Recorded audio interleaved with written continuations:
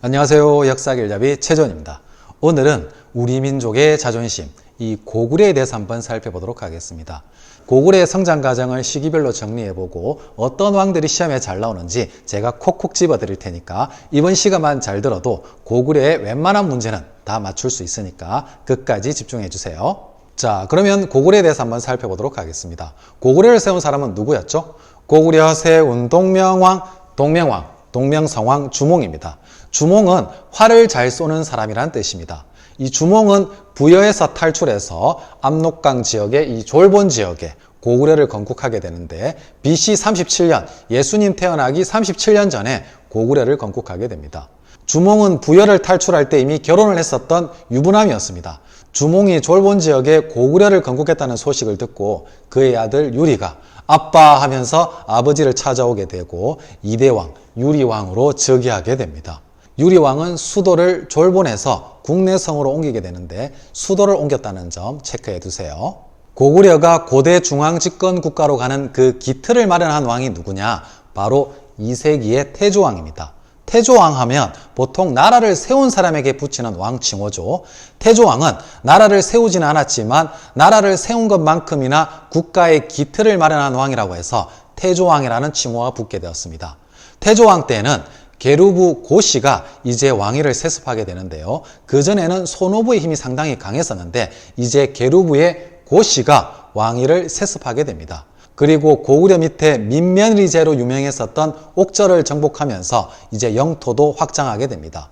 그리고 2세기 후반 고국 천황 때가 되면 왕위를 형제 상속에서 부자 상속으로 확립함으로써 왕권이 훨씬 더 세지게 됩니다. 왜냐하면 왕이 죽고 나면 그 다음에 나이 많은 이 형제들이 버티고 있겠죠. 이 나이 많은 형제들을 제치고 나이 어린 아들에게 왕위를 준다? 왕권이 상당히 세어야만 가능한 일입니다. 그래서 왕위가 부자에게 상속된다는 거 상당히 중요한 의미입니다. 그리고 부족적 성격의 오부, 계루부, 전로부, 순노부, 관노부, 소노부 이러한 부족적 성격의 오부를 행정적 성격의 오부로 개편하게 되면서 오부에 왕의 신하들을 파견하게 되면서 왕권이 훨씬 더 세지게 됩니다. 왕의 신하가 오부에 파견되면서 왕권이 훨씬 더 잘 먹혀 들어가게 되겠죠. 그리고 을파소를 재상으로 등용해서 봄에 곡식을 빌려주고 가을에 갚게 하는 일종의 빈민구제책, 사회복지제도인 진대법을 실시하게 됩니다. 나중에 고려 때 흑창, 의창으로 연결되는 이 진대법도 좀 기억해 주세요. 고구려는 중국 세력과 대립하면서 영토를 확장해 나갔는데 3세기 때는 이 동천왕 때 서안평을 공격했지만 위촉오, 삼국지할 때 그 위나라 있죠. 위나라에 이 관구검이 침입하면서 상당한 위기를 겪기도 합니다. 그리고 4세기의 미천왕, 이름처럼 미친 듯이 영토를 넓혀 나갔던 왕입니다. 동천왕이 못다 이뤘었던 서안평을 점령하고 낙랑군을 축출, 멸망시키게 됩니다. 313년에 앞으로 해도 313년, 뒤로 해도 313년 상당히 중요한 해죠. 이 낙랑군을 축출. 중국 한나라가 고조선을 멸망시키고 4개의 군을 설치하게 되는데 그 유명한 한사군이죠. 이 평안도와 황해도에 아직까지도 낙랑군과 대방군이 남아있었는데 이 낙랑군과 대방군을 멸망시키면서 이제 고구려와 백제가 영토를 접하게 됩니다. 이제 고구려와 백제의 전쟁이 훨씬 더 활발하게 일어나게 되겠죠. 미천왕의 아들이었던 이 고국원왕 때는 그야말로 고구려의 위기였습니다. 전현의 모용황이 군대를 이끌고 침략해서 수도가 함락되고 심지어 고국원왕의 아버지였던 이 미천왕의 무덤을 파헤쳐서 시신을 가져가게 됩니다. 거기다가 백제는 당시 최고의 전성기였던 이 근초고왕이 평양성을 공격하면서 고구려 왕이었던 고국원왕이 전사하는 그야말로 고구려의 최대 위기였습니다. 이러한 위기 속에서 고국원왕의 아들이었던 소수림왕이 왕으로 즉위하게 되는데 당장이라도 아버지의 원수를 갖고 싶었겠죠. 그렇지만 상대가 누굽니까? 백제에서 최고 잘 나갔었던 이 백제의 근초고왕입니다. 그래서 복수는 다음으로 미루고 국내 체제를 정비하게 되는데 소수림왕의 업적 상당히 시험에 잘 나오죠. 아버지의 원수를 갖고 싶은 마음을 불태율! 불교를 수용해서 정신세계를 통일하고 인재를 키우기 위해서 최고 대학인 태학을 설립하고 율령, 법률과 명령을 반포해서 국내 통치체제를 정비합니다. 이렇게 복수심을 불태율했었던 왕은 소수리왕이죠. 이러한 소수리왕의 국내 기반을 안정시킨 토대 위에 소수리왕의 조카였던 광개토왕 그리고 그의 아들이었던 장수왕이 백제에 대해서 복수를 하게 됩니다. 자, 그러면 고구려 최고의 전성기였던 광개토왕 장수왕에 대해서 한번 살펴보도록 하겠습니다. 시험에 너무나 잘 나오는 부분이기 때문에 끝까지 집중해 주세요. 광개토왕의 정식 왕 명칭을 알고 있습니까? 국강상 광개토경 평안호태왕입니다. 국강상에 묻히셨으며 영토를 크게 넓히셨으며 그의 치세는 참 평안했으며 그리고 좋은 임금님이라는 그러한 뜻입니다. 광개토왕, 이 전국의 부동산 아줌마들이 제일 좋아하는 왕 명칭입니다. 광개토. 광개토왕은 중국과 대등하다는 입장에서 연호를 썼는데 영락, 길이 즐겁다는 뜻입니다. 만주벌판 달려라 광개토대왕. 이 만주, 요동지역을 확보하면서 쭉쭉 나아가게 됩니다.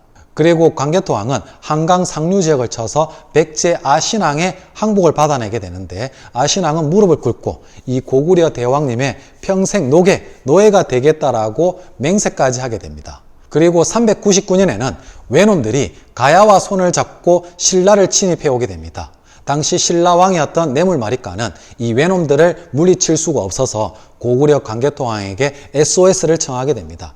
그러자 400년 이 고구려 광개토왕이 신라를 지원하기 위한 군대를 5만 명이나 출동시키게 되면서 이제 고구려 군대가 신라에 침입한 외놈들을 물리치고 이 금강가야 지역까지 진출하게 되면서 당시 잘 나갔었던 금강가야가 휘청거리고 전쟁에 피해가 없었던 고령의 대가야가 가야연맹의 주도권을 쥐게 됩니다. 세상에 공짜는 없는 법이죠. 고구려 군대가 외놈들을 물리치고 신라 땅에 주둔하게 되면서 고구려가 신라 내정을 간섭하게 됩니다. 이것을 알려주는 유물이 바로 호우명 그릇입니다. 이 사진이 시험에 너무나 잘 나오는데 신라 땅에 광개토 대왕의 명칭이 새겨져 있는 그릇이 발견되었다. 고구려와 신라의 관계를 알려주는 유명한 유물이니까 반드시 체크해 주세요. 자, 그러면 고구려 최고의 전성기였던 이 장수왕에 대해서 한번 살펴보도록 하겠습니다. 장수왕은 광개토 대왕의 아들로서 이 98세까지 왕위에 있었습니다. 얼마나 오래 왕위에 있었으면 아들이 왕위를 기다리다가 먼저 늙어 죽습니다. 사실 요즘 나이로 환산하게 되면 아버지가 한 150세, 160세까지 살게 되면 아들이 버티기가 상당히 힘들겠죠. 장수왕은 당시 중국이 남조와 북조로 이렇게 분열되어 있는 상황을 적절히 이용해서 남조와 북조 사이에서 등글이 적당한 밀당 외교를 하면서 상당히 외교적인 수완을 보이기도 합니다. 장수왕은 아버지인 광개토 대왕이 워낙 북부 지역, 이 만주와 요동 지역으로 진출하게 되니까 아버지 그렇게 영토를 확장하시면 저도 국사교과서에 나와야 되는데 어떻게 해요? 그러면서 컨셉을 이 남하 정책, 밑으로 내려가게 되는 남진 정책을 추진하게 됩니다.